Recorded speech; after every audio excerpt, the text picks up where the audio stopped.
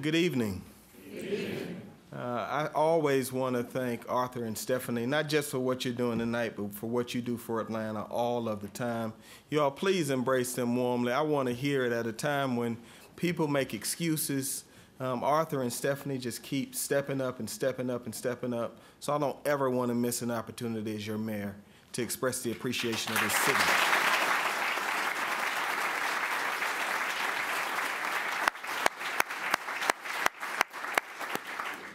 And Penny, thank you for your extraordinary leadership. I'm here tonight for the same reason that all of you are. I care about what is going on in the life of our children and in our schools, and I want to hear this distinguished panel give us counsel as we go in through a very, very, very challenging time.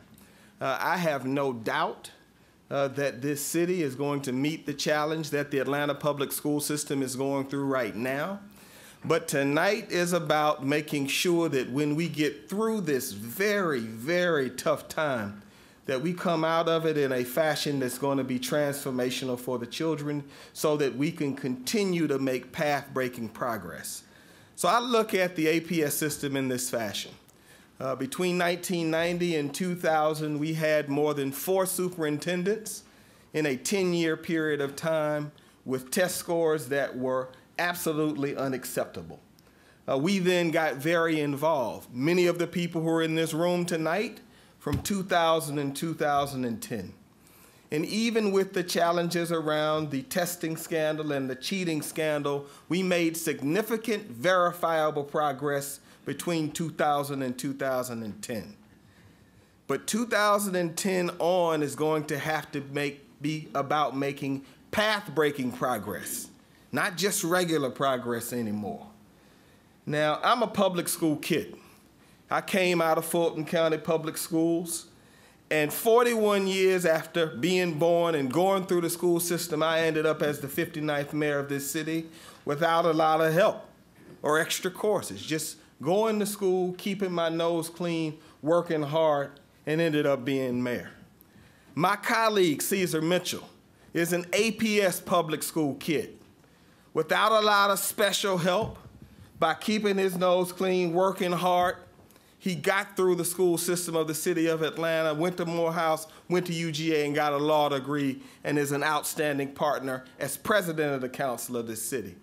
The absolute same thing can be said for Michael Julian Bond.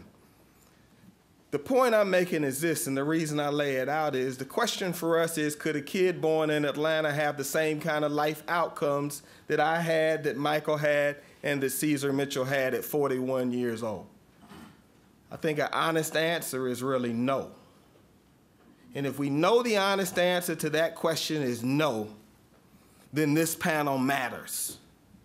When you look around this room, more than race, more than geography, more than class, more than place of birth, our access to education and a loving and nurturing environment changed our life outcomes. And we know as a point of fact that the overwhelming number of children in the Atlanta public school systems and in a large cadre of our public school systems aren't getting what we got. I had breakfast last week with Marion Wright Edelman, one of the most committed women I've ever seen in my life to children and young people.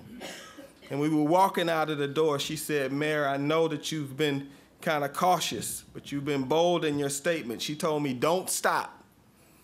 She said, because in about 2023 to 2025, the majority of children in our public school system are going to be minorities, and right now they're performing in a fashion where they're not at grade level or near it, and if it continues as it is, unchecked, we're talking about the future of the United States of America and what it can be. So you being here tonight matters. And I want you to know, as your mayor, in no uncertain terms, Mr. Blank, Mrs. Blank, I'm prepared to go as far as you all are prepared to go to save these kids.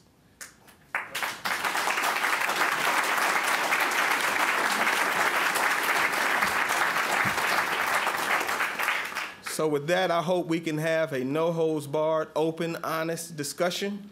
And then after we have this robust discussion, let's get out of here and get to work saving a generation of children.